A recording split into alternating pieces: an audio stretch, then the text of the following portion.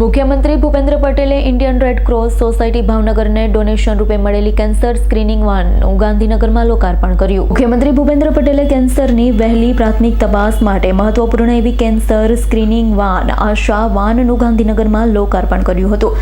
માનનીય મુખ્યમંત્રી શ્રી દ્વારા રેડ ક્રોસ સોસાયટીને જેનબર્ગ કંપની દ્વારા મળેલ આશા વાનનું નિરીક્ષણ કરી જરૂરી વિગતો મેળવીને સેવાઓ ગામડાઓના લોકોમાં જોખમી કેન્સરના પ્રથમ તબક્કામાં જ સ્ક્રીનિંગની કામગીરી પ્રશંસા કરી હતી. ઇન્ડિયન રેડ ક્રોસ સોસાયટીની ભાવનગરને જેનબર્ગ ફાર્માસ્યુટિકલ દ્વારા ડોનેશન તરીકે આશાવાન ભેટ આપવામાં આવી છે.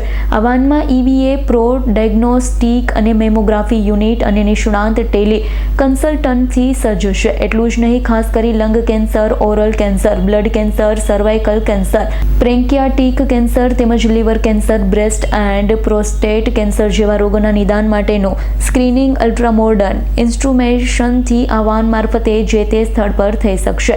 વડાપ્રધાન નરેન્દ્રભાઈ મોદીએ હેલ્થ એન્ડ વેલનેસ ફોર ઓલનો ધ્યેય રાખ્યો છે, તેને ગ્રામીણ સ્તરે વધુ ગતિ આપવામાં આશાવાન ઉપયુક્ત બનશે. મુખ્યમંત્રી ભૂપેન્દ્ર પટેલે 10 cancer screening van Indian red cross સોસાયટીની ભાવનગર બ્રાન્ચને જનસેવા માટે અર્પણ કરી તે અવસરે જેનબર્ગ ફાર્મના MD આશીષ ભૂતા, પ્રેમ ભૂતા, ભાવિકાબેન ભૂતા, કુંતીબેન ગાલા, કેતનભાઈ ગાલા, શ્રુતિબેન ગાલા અને Indian red cross society Bhavnagar બ્રાન્ચના ચેરમેન ડોક્ટર મિલનભાઈ દવે, વાઇસ ચેરમેન સુમિત ઠક્કર, વર્ષાબેન લાલાણી, રોહિતભાઈ ભંડેરી, કાર્તિકભાઈ દવે, માધવભાઈ મજેઠિયા તથા ડોક્ટર દીપક જોશી, ડોક્ટર વિનોદ રાણીગા, ડોક્ટર યશ, ડોક્ટર કેવલ, હિનાબેન પટેલ, જયપાલસિંહ ગોહિલ, અલ્પેશ ચૌહાણ સહિતના અધિકારીઓ તથા પદાધિકારીઓ ખાસ ઉપસ્થિત રહ્યા હતા.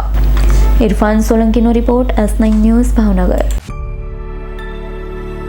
અમારી તમામ માહિતીથી અપડેટ રહેવા માટે જોડાયેલા રહો S9 ન્યૂઝ સાથે.